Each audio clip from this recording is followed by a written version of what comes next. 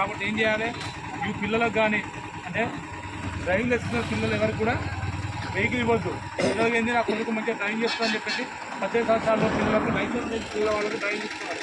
అవునా కాదా? అది కూడా తప్పు. చిన్న పిల్లలు మీరు డ్రైవింగ్ చేస్తుంటారు, తప్పదు.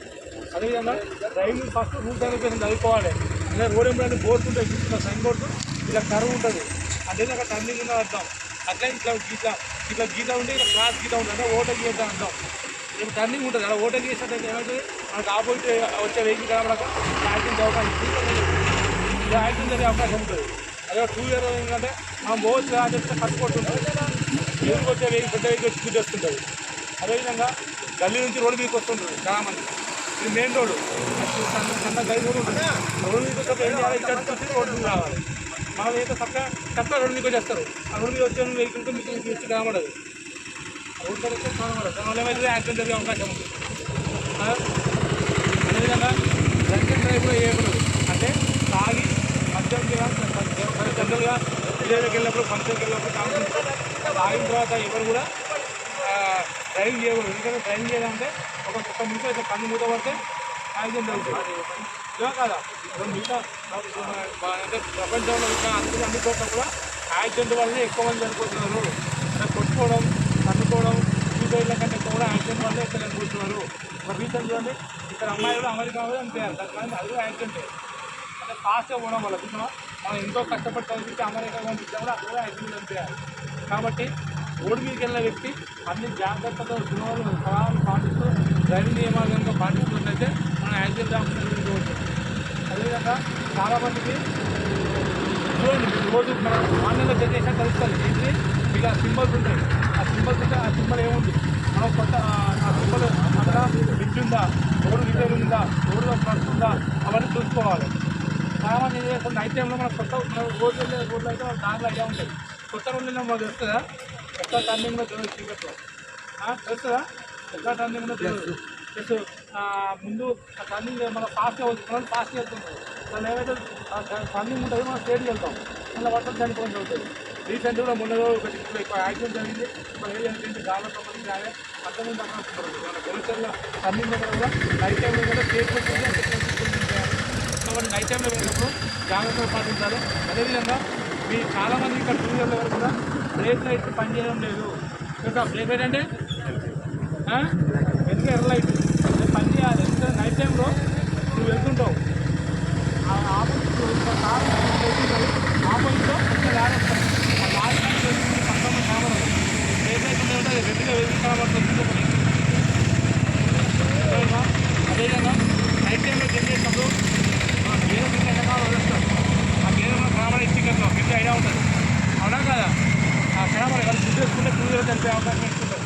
అదేవిధంగా డే టైంలో కూడా ఈ పందులు సడన్గా అడ్డం వస్తాయి, కుక్కలు సడన్గా అడ్డం వస్తాయి. మనం దాటాలి అనుకుంటాము, ఆ పంది ఇటు మీద తిరిగి వస్తుంది, మన పంది తిరిగి వస్తుంది, పడిపోయి చాలామంది యాక్సిడెంట్ అయ్యే అవకాశం ఉంది. అదేవిధంగా కూడా ఓవర్ స్పీడ్ అనేది మనం ఒక బైక్ కెపాసిటీ ఎంత, ఈ బైక్ 60-80 మాత్రమే కెపాసిటీ. ఇక్కడ మనం చేస్తే 100 కొడతారు, 100 కొట్టడం ప్రాణాలు అనుభవించాలి. బండి కంట్రోల్ రాదు, కంట్రోల్ కింద పడతారు. ఏదైనా హెల్మెట్ కూడా కింద పడితే ఫస్ట్ దెబ్బ ఎక్కడ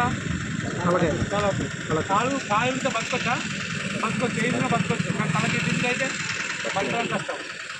కాబట్టి హెల్మెట్ కూడా పెట్టుకోవాలి. ఇక్కడ మనం ఎన్నో ఖర్చు పెడతాం, హెల్మెట్ పెట్టుకోవాలి, ఎత్తుకోవడం కూడా అయితే. ఎందుకంటే మన అన్ని బస్సులు ఒకలా ఉన్నాయి, అన్నీ ఒకలా ఉన్నాయి.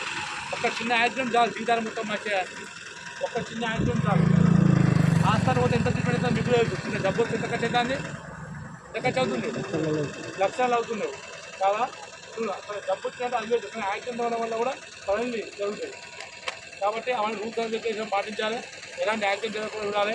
నెక్స్ట్ ఆ రూల్స్ అండ్ రెగ్యులేషన్ పాటించాలి. అదేవిధంగా కూడా డ్రంక్ అండ్ డ్రైవ్ వల్ల కూడా చిన్న ప్రమాదాలు జరిగి చాలామంది చనిపోతున్నారు. కాబట్టి ఎవరు కూడా దయచేసి మద్యం తాగి మద్యం మాత్రం వెహికల్ అనుకోకండి. ప్రశాంతంగా ఒక జీవితాన్ని జరుపుకోవాలి.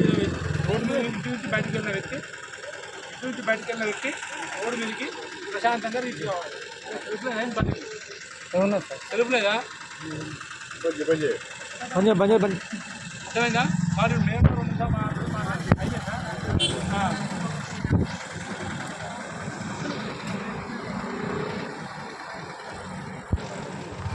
అదేవిధంగా మధ్య సైబర్ నేరాలు బాగా జరుగుతున్నాయి. మీరు ఎట్టి పరిస్థితుల్లో కూడా ఏ బ్యాంక్ అధికారులు కానీ ఎవరు పోలీసు వారు కానీ ఎవరు మీకు ఫోన్ చేయరు. అకౌంట్ నెంబర్ కావాలి, డీటెయిల్స్ కావాలి, ఫోన్ చేయరు. మీరు ఎట్టి పరిస్థితుల్లో వాటిని ఎవరు నమ్మొద్దు.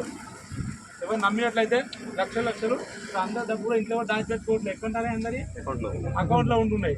కాబట్టి వాటిని చాలా జాగ్రత్తగా భద్రపరచుకోవాలి. ఎందుకంటే మనం కష్టపడిన సొమ్మంతా అకౌంట్లో ఉంటుంది. ఒక చిన్న తప్పిదం వల్ల మన అకౌంట్లో డబ్బులను పోగొట్టుకోవాల్సి వస్తుంది. కాబట్టి అత్యాశ పోవద్దు. ఊరికే డబ్బులు ఎవరు ఇవ్వరు. చాలామంది అంటే ఈ టాస్క్ అని చెప్పేసి ఆ టాస్క్ అని చెప్పేసి మీకు 10,000 వస్తే 12,000 వస్తున్నాయి తెల్లారి అని చెప్పేసి 1 వస్తాయని చెప్పేసి చాలా రకాలుగా మోసం చేస్తారు. దయచేసి ఎవరు మోసపోవద్దు. మోసపోయేటోళ్ళు ఉన్న రోజులు మోసం చేసే ఉంటూనే ఉంటాడు. నిజమే కాదా? ఎవరన్నా ఏ బిజినెస్ చేసినా ఏది చేసినా లాభం లేకుండా చేస్తారు. ఎవరన్నా ఎవరు చేయరు. ₹1 లాభం ఉంటే ఎవరైనా చేస్తారు. వాటి కూడా ఎవరు మాటలు చెప్పేది కూడా ఎవరు నమ్మొద్దు. ఎక్కడ వచ్చేది కూడా ఎవరు నమ్మొద్దు. మీకు ఎక్కడ మెసేజ్ 5,000 లాట్ జరిగిందని చెప్పేసి 5,000 మీకు రివార్డ్ వస్తుందని చెప్పేసి కానీ అన్ని మెసేజ్ వస్తుంటాయి చూడండి. మళ్ళీ అన్నోన్ లింక్స్ వస్తుంటాయి మీ మొబైల్ ఫోన్లకు. వాట్సాప్లో వస్తున్నాయి అన్నోన్ వస్తున్నాయా? ఆ లింక్స్ ఎట్లా డౌన్లోడ్ చేసుకోవద్దు. డౌన్లోడ్ చేసుకుంటే ఏమవుతుంది? మీ మొబైల్ హ్యాక్ అయిపోతుంది. మీతో చెప్పుకోవాలి. ఏటీఎం కార్డు కానీ నా ఏది కానీ ఏ విధానాలు కూడా ఎవరు చెప్పొద్దు. మీ ఆధార్ ఓటీపీలు వస్తాయి. మీరు లోన్కి అప్లై చేసుకుంటారు. జనరల్గా ఆ లోన్ డబ్బులు వస్తాయని చెప్పేసి మీకు ఓటీపీ చెప్పమంటారు. ఎట్టి బస్సులో ఓటీపీ కానీ మీ యూపీఐ ఐడి కానీ ఏ డీటెయిల్స్ కానీ ఎవరు చెప్పొద్దు. చెప్పేయంటే అది డబ్బులు వస్తుంది. డబ్బులు పోయినాక తిరిగి రావు. రీసెంట్లీ గొల్లచెర్లకు చెందిన అమ్మాయి ఒకటి యాప్ డౌన్లోడ్ చేసుకోమంటే ఆమె ఇమీడియట్లీ రెస్పాన్స్ అయింది. ఆమె అకౌంట్లో 3,00,000 అదృష్టం కొద్ది ఆమె ఇమీడియట్లీ ఆమె చెప్పగానే 10,000 అకౌంట్లో కట్ అయినాయి. ఇమీడియట్లీ బ్యాంకుకి వచ్చింది. బ్యాంకుకి వచ్చే లోపల ఇంకో 10,000 కట్ అయినాయి. ఇమీడియట్లీ ఆమె మళ్ళీ 193 అది ఆ బ్యాంకు లోపల లెటర్ పెట్టుకొని ఇమీడియట్లీ దాడి చేయించింది. అప్పటికి మళ్ళీ 193 నేను కాల్ చేయించిన ఒక 10,000 ఆల్రెడీ పుట్టాను. 10,000 మాత్రం ఇచ్చినాయి. అప్పటికి చూడండి ఆమె ఇమీడియట్లీ రెస్పాన్స్ అవ్వడం వల్ల 3,50,000 మిగిలినాయి. మిగతా 3,50,000 వేయచ్చు. రీసెంట్లీ కూడా మీకు లోన్ వస్తుందని చెప్పేసి కూడా ఒక అతను కూడా 90,000 ఇక్కడ బంజారా కూడా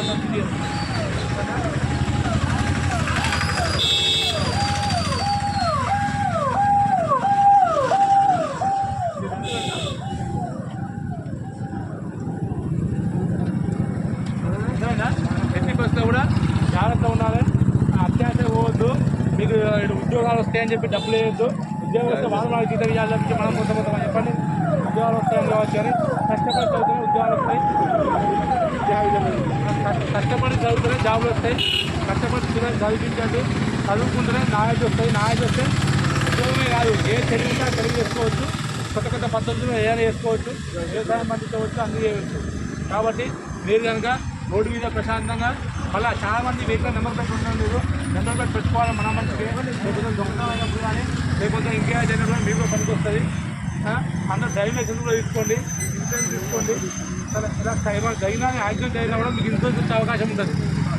ఎవరైనా జరిగినా కూడా ఇన్సూరెన్స్ వస్తుంది. దానితో మీరు మనం వేరులో కూర్చున్నప్పుడు మన డబ్బులు బాగా తగ్గుతారు.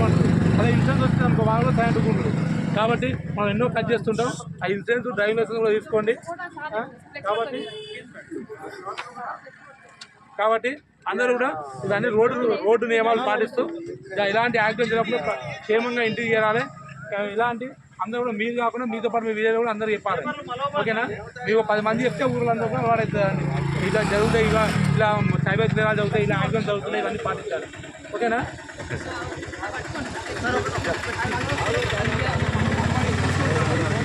తీసుకుంటాం. ఒక ఫోటో